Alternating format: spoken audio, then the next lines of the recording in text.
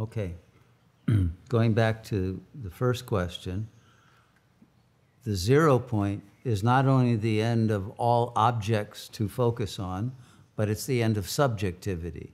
It's the end of that split between subject and object. So not only is there nothing to focus on, there is no one to focus on it. Okay? It's the totality in which presence becomes completely pure, purified of a sense of I am present, but just presence is, without words, thoughts, or a sense of duality, of witnessing something I am present to. That ends. Okay? And so in that state of total emptiness, but also then total fullness, there is no difference between the light that's pouring out of your third eye and the love that's pouring out of your heart. Heart and mind are not separate. Your ego has separated them, and then you think you can contract your heart. They are not different, and then you're using the mind to keep the heart contracted. But if you're really focusing on the light of God, because the light of God is love and beauty, your heart can't be contracted.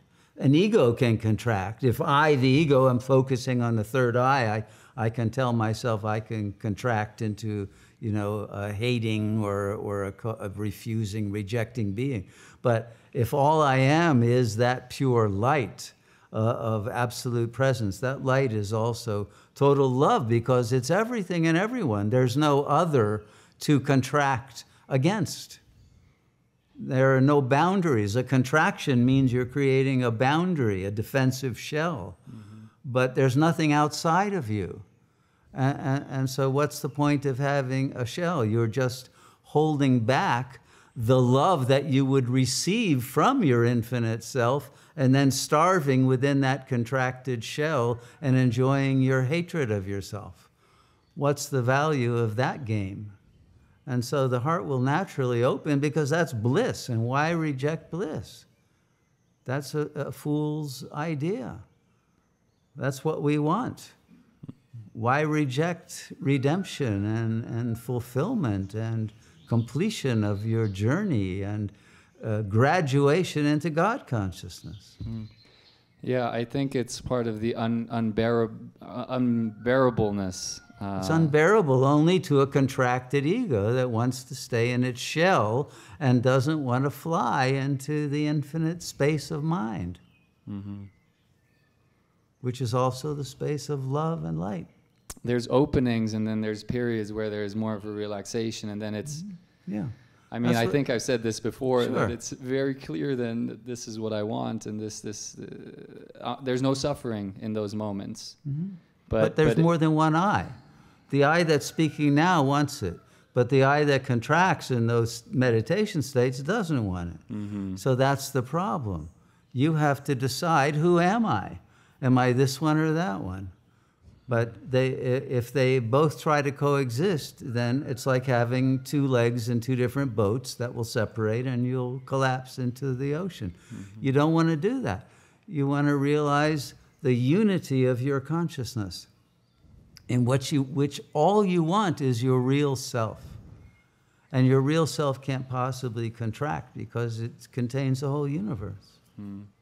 It seems like, again, it very much comes down to simplicity, right? And the ego just making it very complex and difficult. Well, it comes down to the truth versus the false.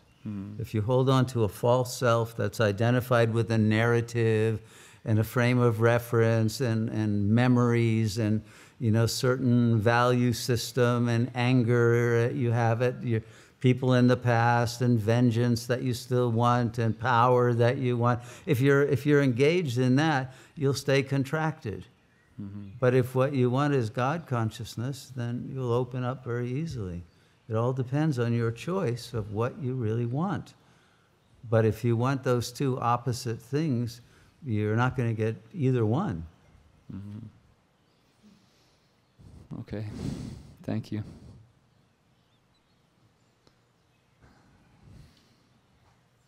There has to be total surrender to God, including of the part that wants contraction.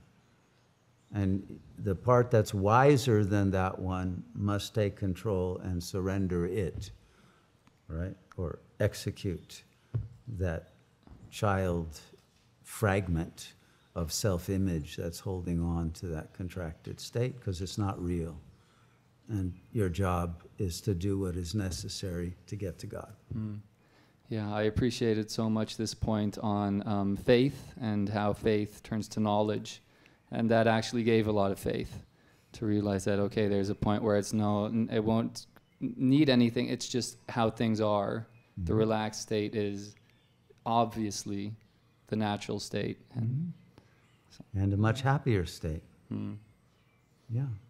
But you need not only faith, you need the power to execute the false self.